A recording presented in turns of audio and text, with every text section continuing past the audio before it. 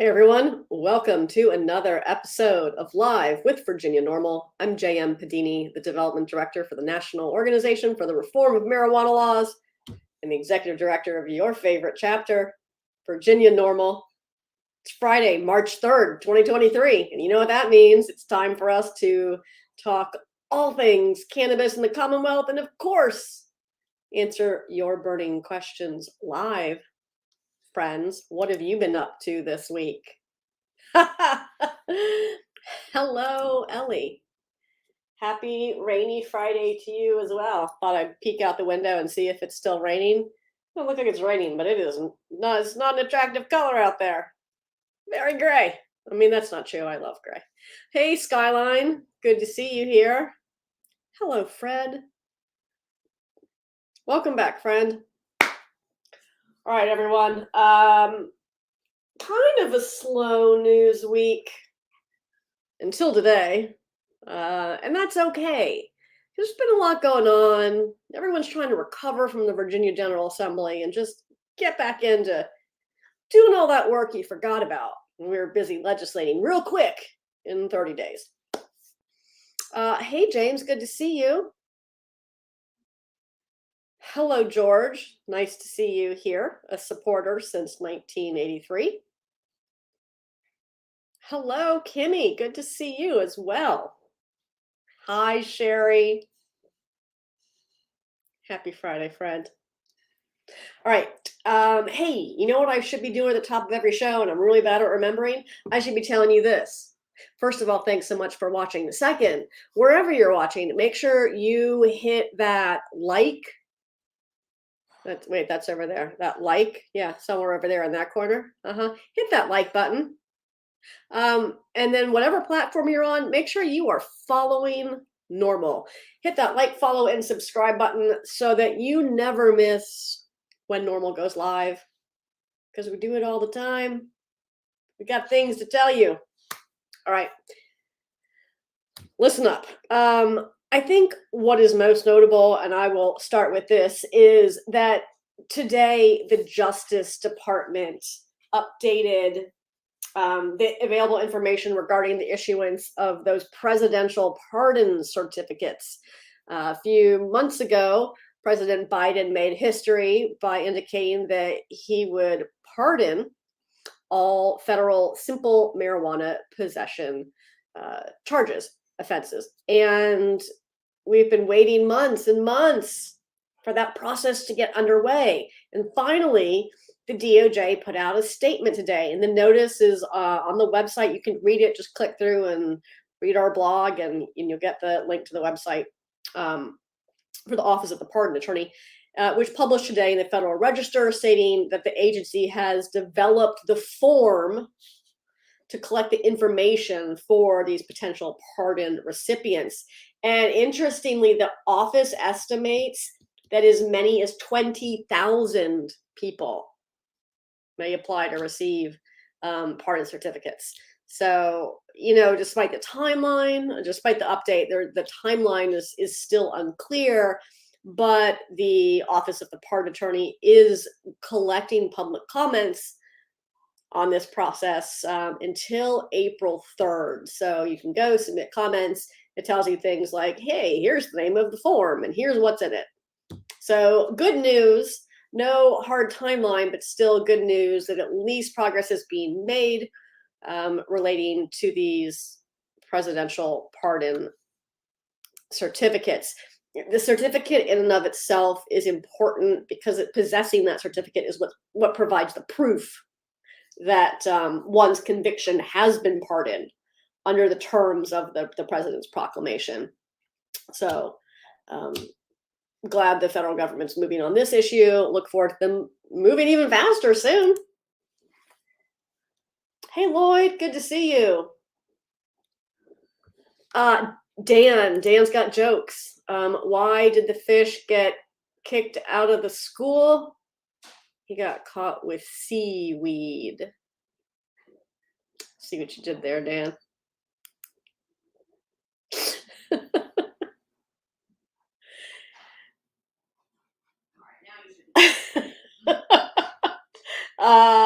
Hi, JT. Good to see you.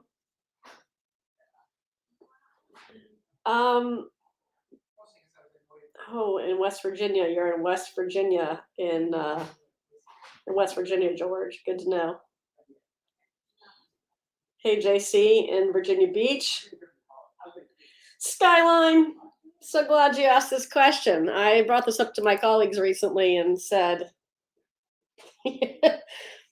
boy, I find it remarkable that no business or business interested in selling seeds asked for a bill to be introduced that would have fixed this issue. So while the DEA has ruled, or offered an opinion rather, that seeds, cannabis seeds, whether they're hemp seeds or marijuana seeds, right, that all cannabis seeds are considered hemp because seeds don't contain THC. The only way seeds contain THC is if it falls on the seeds and they're dirty. The seeds are supposed to be washed before they're sold. And DEA has said we consider seeds to be hemp because they don't contain THC. That's neat and awesome. Thank you, DEA. But what DEA's statement didn't do, which is what Skyline is asking about, rather astutely, I might add, what the DEA statement didn't do is change Virginia law. Because in Virginia, the definition of marijuana includes the word seeds. It could have been amended this year. I'm not certain that the governor would have agreed to it, but it could have been done this year because it would have been supported by the DEA's statement. But no, Skyline, that wasn't done this year. Guess it's no one's priority to sell seeds legally in Virginia. Hello, Rachel.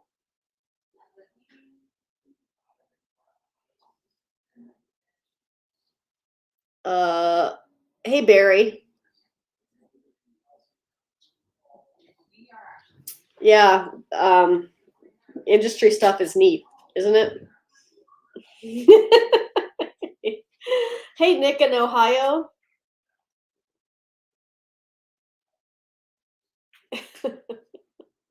Well, JT, not entirely. Listen, if you magically acquire seeds, let's say your friend, your adult friend who's 21 or older, gives you seeds. No remuneration, no reciprocal transaction. But your friend just gives you some seeds because they like you. In private, not in public, because that's also illegal. But if your friend just gives you some seeds, that's totally legal. And you can possess those seeds also, because the seeds are marijuana, remember? And possession of marijuana by adults 21 and older in Virginia is legal. It's the sale. It's the, in some ways, possession in public that can be restricted as well. But just possession for personal use is fine.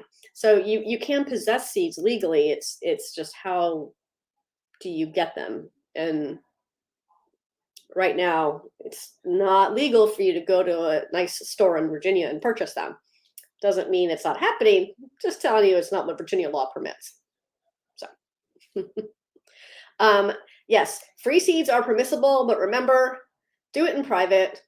Like, it's super privileged that a bunch of people get together in a parking lot and do it in public.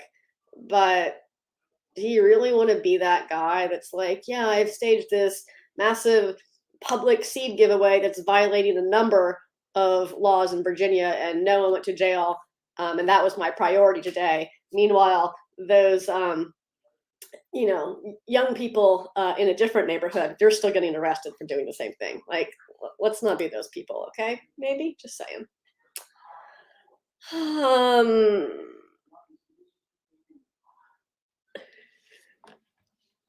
Oh, okay. Well, gambling in seeds, that's neat too. Skyline asks, is cannabis being reclassified in the state? No, it's marijuana is not really. Marijuana is marijuana in Virginia. That's its definition.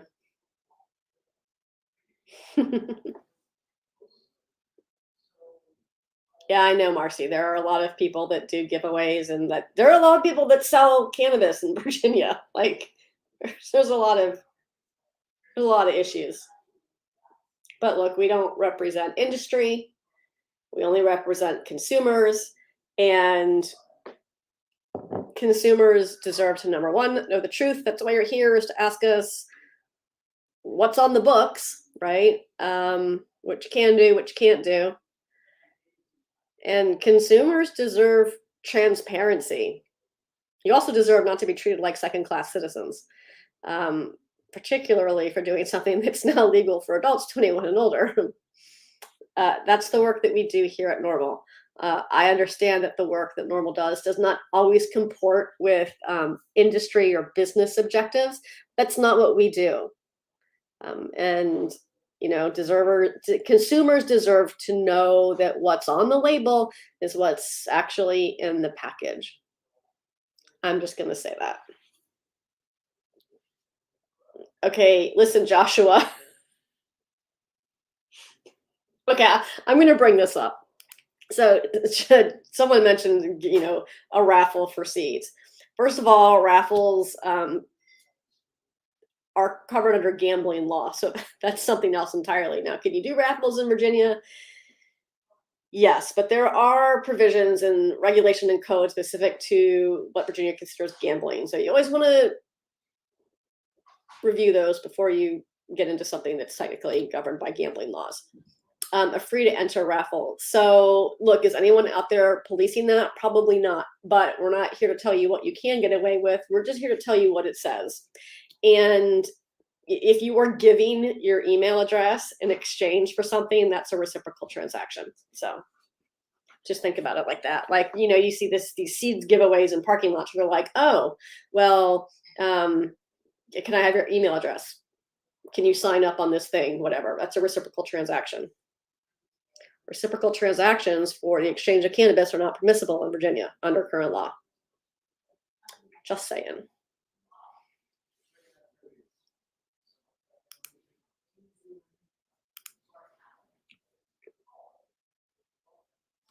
Oh, sorry. How do I make? We'll just make someone else's comment come up instead. Oh, there you are. All right. Hey, Ryan Christie. Thanks for asking. Ryan says, what can Texas do to get closer to voting on legislation like Virginia has done?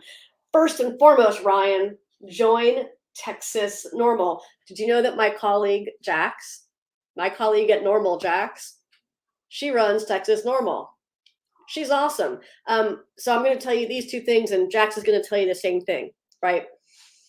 First of all, get involved. Second, elections have consequences. And so if you elect people that don't support what you want, it's very difficult to get what you want. That's what Virginia is experiencing right now, where, we don't have a retail market for adult use because we have elected a governor who refuses to engage on the issue, other than telling committee chairs not to let bills advance to the floor and then saying something different to the press. So elections have consequences, Ryan, and you've got to elect people who aren't terrible on the issue, and you've got to get involved. You've got to show up, and you've got to show up in a way that is emotionally comfortable for decision makers. Skyline. So yeah, so it's not really permissible to give away seeds en masse in Virginia in public. If you have friends over to your house, right? Calling an event private, first of all, calling an event private, like, oh, this event is private because I say it is. That's not how the law works.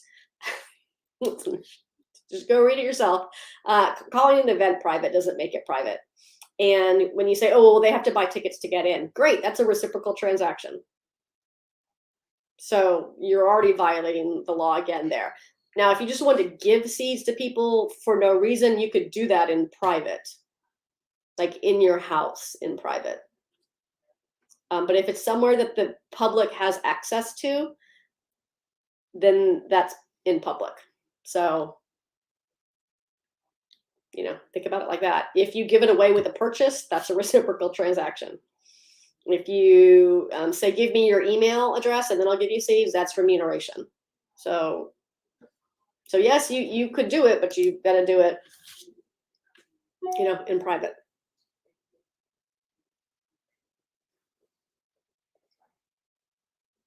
Yes, Rachel, you can get hemp seeds legally in Virginia. Now, VDAX regulates hemp, so you're going to want to go review VDAX regulations regarding the sale of hemp seeds, but you can legally obtain hemp products, hemp seeds, if it's labeled hemp seeds, in Virginia. Not all cannabis seeds are defined as marijuana. Just seeds that would be, that if you call it marijuana seeds or cannabis seeds, then it's going to fall into that definition. So yeah, you're right. You can't tell the difference between seeds because seeds don't have THC. But seeds are still in the definition of marijuana, bewilderingly.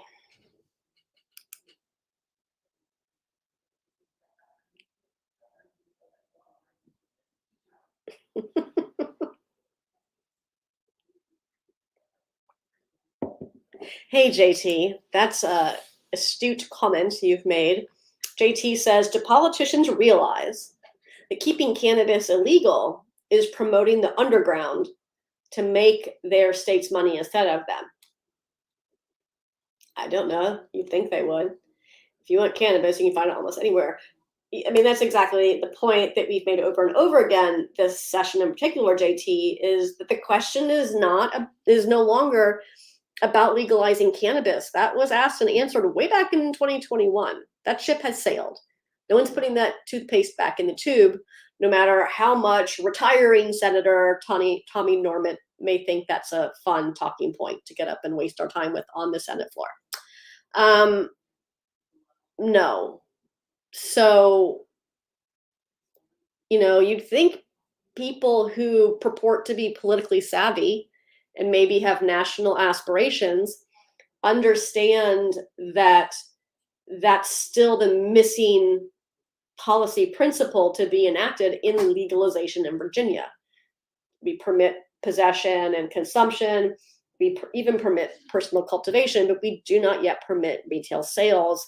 And legalizing and regulating retail sales is an important component of the holistic public policy of legalization. It is the one that provides for public and consumer safety. So we've done arguably the more important part, which is reducing crime, eliminating criminal penalties against those who are consuming or possessing responsibly. But we haven't followed through with the rest of it. And you don't just a state doesn't typically, just legalize cannabis for the money. They usually do it because they want to stop wasting law enforcement resources and they want to get better control over the marijuana market in their state. We don't usually hear from lawmakers who are like, no, I hate public safety. I hate law and order. You don't usually hear those talking points out of legislators. So it is in fact bewildering, JT, that for a third consecutive session, the Virginia General Assembly, at least the House of Delegates, at least the majority in the House of Delegates and the administration, have elected to continue ceding control of cannabis in the Commonwealth to unregulated illicit operators. And the illicit market in Virginia, which is valued at over $1.8 billion with a B, dollars every single year. That's not your friend who grows weed. That's not your friend who has some plants. That's not your friend who has like a few more plants than they're supposed to.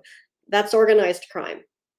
And apparently that's what Governor Youngkin prefers in our backyards. We already regulate cannabis in Virginia, so we don't have to figure it out. We don't have to look at what other states are doing. We don't need to do research. We don't need to see what the best practices are. If you've forgotten, there's an over 500-page report we produced way back in 2020 and how to best go about regulating cannabis in Virginia. If you've forgotten, we already regulate medical cannabis in Virginia, and adult use cannabis is going to be regulated exactly the same way, except for the retail component and the licensing component. We're going to have a different licensing structure. You're probably not going to have to shop at a dispensary that is staffed by pharmacists and pharmacy technicians solely. So we already know how to do this in Virginia. Heck, we have a state agency for it. It's just bewildering. Thanks for asking, JT, why this very unsafe choice is the one that's being made by the majority party in the House and or the administration. Thanks, Elizabeth. You keep being awesome. No, Lloyd, look, no one's going to come in and take away personal cultivation. I don't know who puts out that narrative. Look, you can grow tomatoes in your backyard or your kitchen or whatever. Sometimes I grow tomatoes or basil, but you know what I'm not doing? Making my own ketchup. So I still like to go to Publix and buy, strange tomatoes and Heinz ketchup. Heinz isn't coming after us like, no, don't let anyone grow tomatoes at home. And look, I don't think that's going to happen with cannabis either. Hey, Kimmy, do I have a contact for Florida NORML? Yes, I do.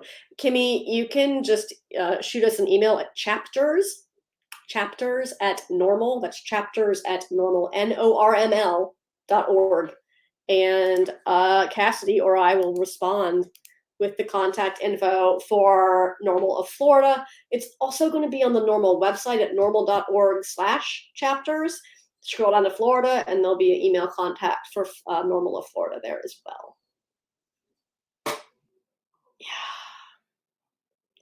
Yes, the drug war is very profitable, Dan. It is very sad. James, do people really want to buy this shirt? Because we'll make it. But I love saying over and over, yes, Virginia, elections have consequences. And, I'm glad that we're talking. I'm glad we're beating this dead horse, James, because this November, every seat in the House and the Senate in Virginia are up for re-election.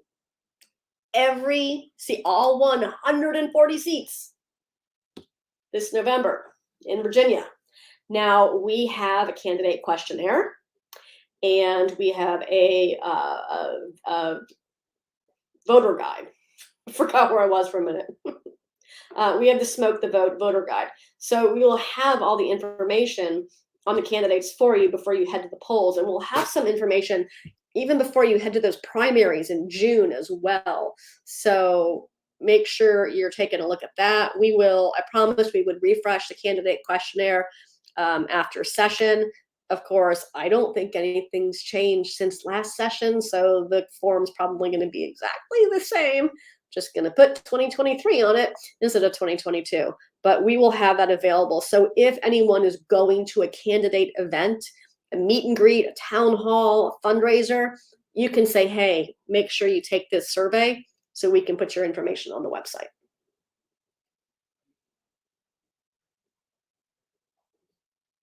Oh, hey, Marianne. Yes, on 8/20. Marianne mentioned that in Oklahoma, voters will head to the polls on March 7th. That's this coming Tuesday, to decide on a citizen initiative to legalize cannabis for adults. Super exciting for Oklahoma. Marianne, I hope that you and all of your friends are making sure everyone you know in Oklahoma has their plan to vote on Tuesday. Yes, on 8/20. Anyone who's watching, if you have friends or family in Oklahoma, make sure you are contacting them right now. Don't just post on Facebook, call them, send them an email, reach out to them personally and directly and say, hey, the election is Tuesday. You have the opportunity to make some big changes in your state. I need you to go vote yes on 820. And also, I need you to ask 5 people to do the same. 5 personal touches, and ask them to ask 5 more. Super important. Thanks so much for bringing that up, Marianne. We'll be watching with you all night long, hoping for some good news in Oklahoma Wednesday morning. Hey, David. I'm having an awesome week. Thanks for asking. Yeah, Dan, Indiana. Indiana shut down almost all cannabis legislation. We did too. Mm-hmm. Yeah, Marcy, you can't price people out of Marcy's in the comments is mentioning that California overtaxes, and it just pushes consumers back into the illicit market. That's something that we brought up on the Legal and Regulatory Subcommittee for the Marijuana Legalization Work Group. The subcommittee that I chaired back in 2020. And we think a lower tax rate is more appropriate, so that for this exact reason, medical cannabis is not taxed in Virginia. So if anyone's wondering why they ought to get certified as a medical patient in Virginia, that's why, because there's no tax. So maybe do that. Also, good news about the medical cannabis program. There's some bills headed to Governor Youngkin's desk, and there's an action alert for those. You should send it. But the bills two of the bills that are headed to his desk, they're identical. And what they will do, assuming he signs the operations bill, what they will do is eliminate the requirement that practitioners register with the Board of Pharmacy. We already eliminated patient registration, and then this bill would eliminate required practitioner registration. This is great because then patients would have more opportunity to access certifications, and it opens the door for a potential $0 entry into the medical cannabis program. There's a potential that you could go to your healthcare provider and have them sign a certificate for you, and then go to go to a medical dispensary that same day. So important. Let's get that done. Potato chips. Dennis, as I mentioned before, VDACS, the Virginia Department of Agriculture and Consumer Services, regulates hemp. You can find all the information regarding hemp regulation on their website. But I do know that to cultivate hemp, that requires a license from VDACS. If otherwise you were just to cultivate hemp without license, then you probably would most likely, I assume, count toward your cannabis plant count. So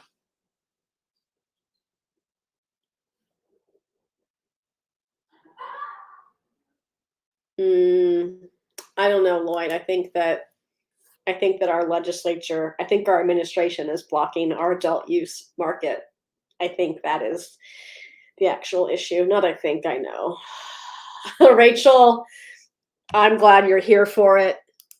We'll get on the Yes Virginia Elections Have Consequences t-shirt. Maybe that's our fundraiser for the summer or something.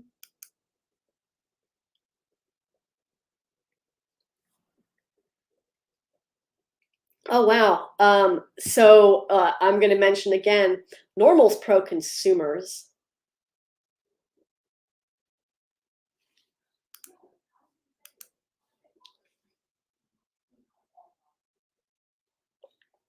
Yes. Marcy brings up a great point. Always send action alerts, regardless of who your legislator is or what party they are, whether you voted for them or not. Once they're elected, they represent you. So you should work with them to get what you want done. We update our action alerts as they move through the legislative process. So the ones that we have for medical cannabis legislation right now are going to the governor because they're not moving through the House and Senate anymore. They're done. They're on his desk. And so those action alerts get updated depending on where the bills are.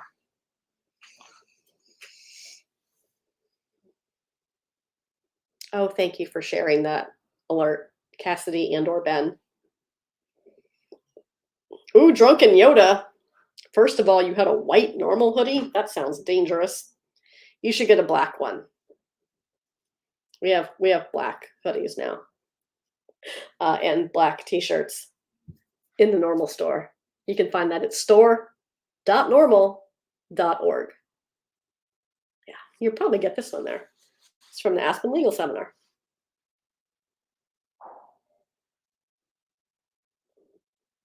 Hey JT.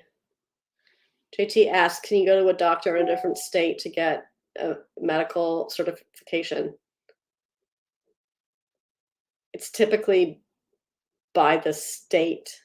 So, for example, in Virginia, right now, a registered practitioner can be an MD, a PA, a DO, or a nurse practitioner, an NP. So, a medical doctor, a doctor of osteopathy, a physician assistant, or a nurse practitioner registered, licensed to practice medicine in the state of Virginia and registered with the Board of Pharmacy to issue written certifications. So we do have registered practitioners who are in other states, but are also licensed to practice medicine in Virginia. So you'll see a whole list of states on our spreadsheet for registered practitioners in Virginia. But that's typically, states typically require you to use a certain authorized or physician or type of physician. Is going to be different based on every single state that you go to. So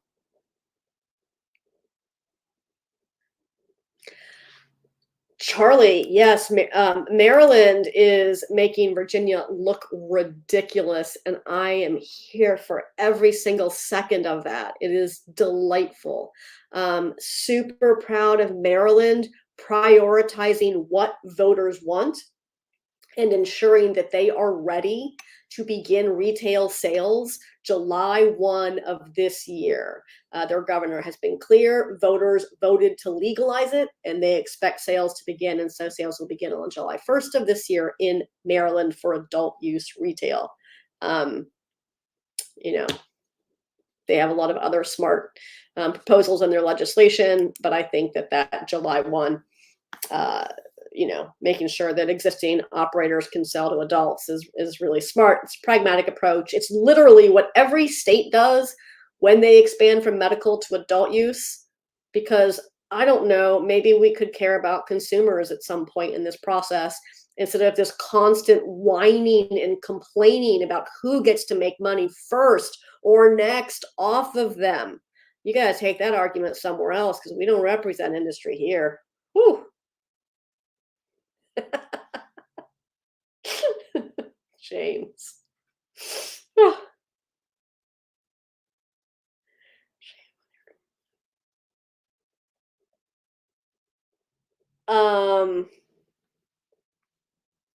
Hey JT, Cassidy or Ben, I can't see who's dropping the comments in there, but someone just dropped the links to the NORML web store, which is not on Facebook. You can it's store.normal.org. It's on a Facebook shop. It's just our regular NORML web store that produces our merchandise for us. Virginia NORML does have a Facebook shop as well, but if for some reason you're like JT and you don't want to shop through Facebook, but you see something in our store, you can just send Virginia NORML an email at info@virginianormal.org. That's Virginia spelled out, normal, NORML.org, and say, hey, I want that thing in your Facebook shop, but I don't want to buy it through Facebook. I don't know, like this cute little hamburger silicone container, or this Croc charm because the youths like the Crocs. So we have fun things in our Facebook shop. This is a lighter. It's not chocolate. And if you don't want to shop through Facebook like JT, then you can just send us an email and we'll send you an invoice. Ta-da. And if you want to buy stuff through the NORML web store, then please just do that. Hi, Folly. Welcome back. Oh, wow. Lloyd, I'm really glad to hear that you're a clinician and In Maryland, oh wait, no, not in Maryland. Centera MD. Lloyd says, I was really surprised with how receptive my PCP was about cannabis. She said I should be growing inside. You were blown away with the Centera MD giving you this information. That's great, Lloyd. I hope that um, your clinician has a copy of Clinical Applications for Cannabis and Cannabinoids, a review of the recent scientific literature. This is available in the Virginia NORML Facebook shop, in the NORML web store, by emailing us as well. It's also available as an ebook in the Amazon Kindle store. And last but not least, just go to the NORML website. Under the medical marijuana research library, there's a PDF of every section in this book available online. So we make this information super accessible to clinicians, well, to everyone really. So, but if your clinician is interested in cannabis, make sure they have a copy of that book, electronic or otherwise.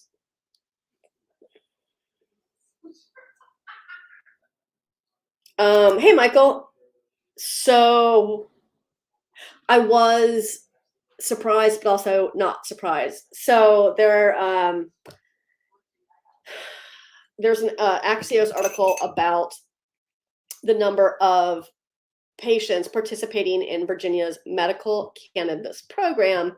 And I'm pulling up the email right now. Specifically, Board of Pharmacy told Axios that there were 55,038 unique patients who were dispensed medical cannabis products between February 1st of 2022 and February 1st of 2023. This is not the number of patients who are registered, because you don't have to register anymore. And this is not the number of patients who are certified to participate in the program, meaning the number of people who've gotten a certificate. This is also not the same as the number of patients who are in the systems at the dispensaries. This is the number of people who've gone and made a purchase. So, that's what it means. I don't think you got to read too much into it. Is the cost of entry too high compared to other states? No, it's not. Compared to other states, the cost of entry is not high in Virginia. And it's about to get even more accessible. But Michael, there's no substitute for health insurance. And medical cannabis isn't covered by health insurance. Now, if the governor approves the medical operations bills and we eliminate practitioner registration, required practitioner registration, then there is much greater opportunity for patients to get that certificate signed, and potentially even to just have it as part of a regular visit that is covered by insurance. So we're making it better and better every chance we get. We don't have a made-up list of conditions in Virginia like most states do. We don't have an age restriction in Virginia for medical cannabis. You don't have to go to 2 doctors if you're under 18. Patients under 18 can be dispensed flower as long as the practitioner signs off on it. They literally just check a box on the form. We allow telehealth for certifications. We have drive-throughs and we allow delivery. There are a lot of things, and we also have a bill that would allow the certifying practitioner to put on the form, just like they do the parent or legal guardian of minor or incapacitated adult patients. We have a bill that would allow them to do that for registered agents, period. Instead of having to wait for their registered agent to apply to Board of Pharmacy, pay the $25, and to get their card in the mail. So we have one of the most accessible programs in the country, definitely one of the best when it comes to regulations to ensure consumer safety. What is not good about it is the limited licensure model, the vertical integration requirement that 2017 House and Senate Republicans demanded this model contain. You do need that book, Lloyd.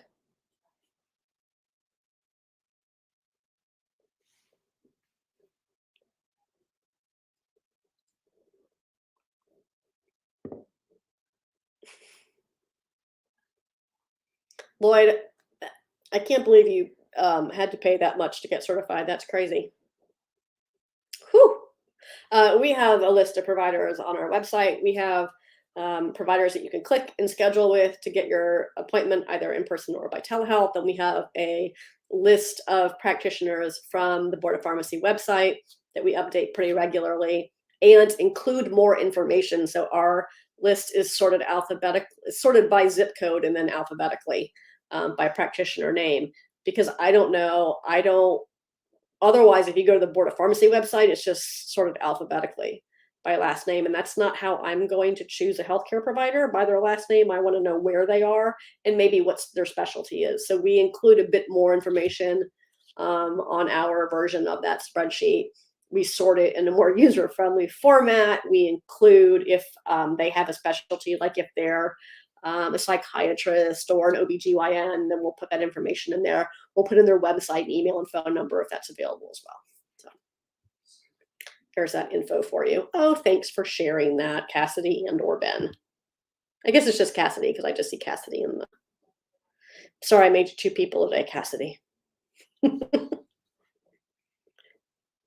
Oh, look at me saying that. Oh, Sherry. Oh, Sherry. Yes. This is me responding to your email in person. Yes, let's do that. Sherry, I think a fall tattoo fundraiser would be fantastic. Let's do it. Just email me again and say, yes, let's do it. This is what we need to do. I have no idea who has the best seeds, but thanks for asking, Alex. All right, what else happened this week? So Justice Department finally moving forward with the pardon process. Now, what's going on here in Virginia? Not much exciting, but here's something that Virginia Mercury covered. So the Cannabis Control Authority Board of Directors had a meeting this week. I went. It happened. There was nothing earth-shattering at this meeting. They really just went over like what happened in the General Assembly and took some public comment. It was a really short meeting. Only made longer by technology issues because we moved from the workers' comp building to the Library of Virginia because it's a bigger space, sort of. Anyhow, Graham Muma was there and asked a bunch of the board members and staff questions and then wrote about it because he's a good journalist in the Virginia Mercury. And this is something that you all would know because we've talked about it before. The House version of the budget and the Senate version of the budget are now millions of miles apart when it comes to funding for the Cannabis Control Authority. So the House's proposed funding reduces allocations by like over $5 million in the first fiscal year. So the budget as it came down, so what happens is there's a budget that's introduced in the House and the Senate, and originally it's identical. And this is the budget the proposed budget that's approved by the governor. So as it came from the governor, it would have had $8.2 million allocated in the first fiscal year of the budget, and then it would have had $11.2 million in the second fiscal year of this proposed budget.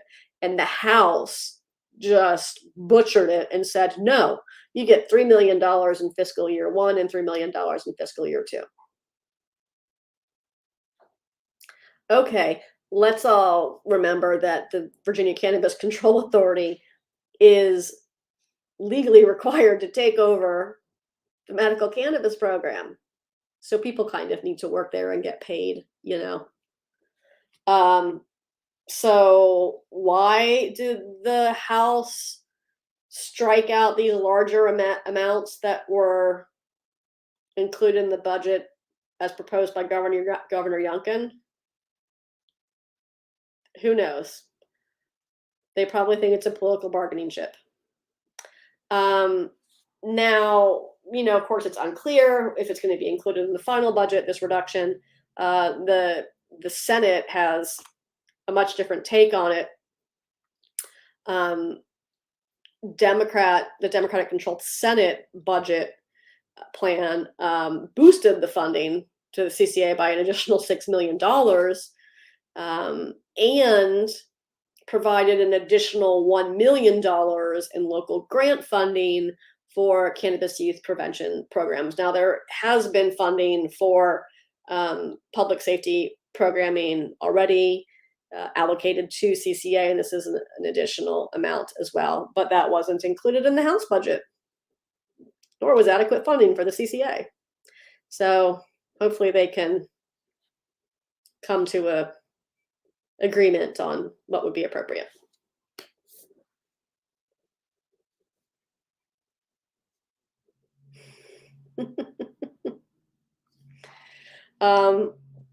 All right, and then High Times kind of rehashed some coverage that was done earlier during session. High Times did write about Virginia's adult use cannabis plans being halted due to the failure of the bills in the 2023 session. Thanks to High Times for covering this important issue. People are asking us now, well, what happened on January 1, 2024? And the answer is nothing. Nothing happens because elections have consequences. And Virginia, you elected people who won't pass bills. So there's, unless, and I'm choking on my own laughter, at least internally when I say this, unless the governor puts something in the budget, he's not going to. Or the governor calls a special session during which cannabis policy would be germane. He's not going to. There's no way to meet the January 1, 2024 deadline, or start date rather, for adult use retail sales in Virginia. Anyhow, wow, it's still gross out. Thanks for reminding me about that. Oh, but I think maybe it stopped raining. Yay, for 5 minutes. Next weekend, I hope the weather is much, much better because, friends, we will be at Shamrock the Block here in Scott's Addition. Now, it's moved over a few streets, so you're going to want to check out the website, shamrocktheblock.com, to see exactly where it is. It's kind of over behind Movieland this year, a little more secluded of an area, not in the middle of Boulevard this year. But we'll be there with the big green tent, so come see us and get super fun NORML merch and other fun things that I'm going to hold in the appropriate way because we're on Facebook and we don't want to violate the terms of use. So we have this super fun ice cream in white and in pink. It's fun. And we also have the turkey leg, which is perfect for the cousin walk. I guess we should start calling it a chicken leg, though, because maybe chicken is more relevant to Easter than turkey. Let us know what we should call this to convince people to purchase this, to make a generous donation to Virginia NORML to acquire this silicone poultry leg that's perfect for the cousin walk and your next family holiday. We also have your springtime favorites, the cute little strawberry lighters, lots of gibbets for your Crocs youths, lots of pins for your lapels and whatever. And gosh, we have so many fun things. It's going to be just jam-packed with cool merch, cool swag at the Big Green NORML tent at Shamrock the Block on March 11th. Come out and see us there. Then in April, the National Cannabis Festival, April 22nd in Washington, D.C. You can get tickets at nationalcannabisfestival.com, including their VIP packages. As far as NORML events go, the next NORML event in person is the 2023 NORML Denver Legal Seminar. That's right, in Denver, just like the name implies, June 7th through 9th.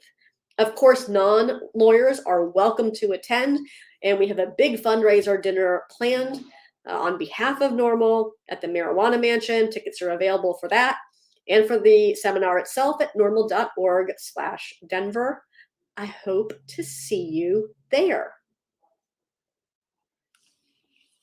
All right, friends, this has been delightful. I hope that you have a wonderful weekend and that it's not as rainy wherever you are as it is here. This has been great. Let's try to do it all again next week.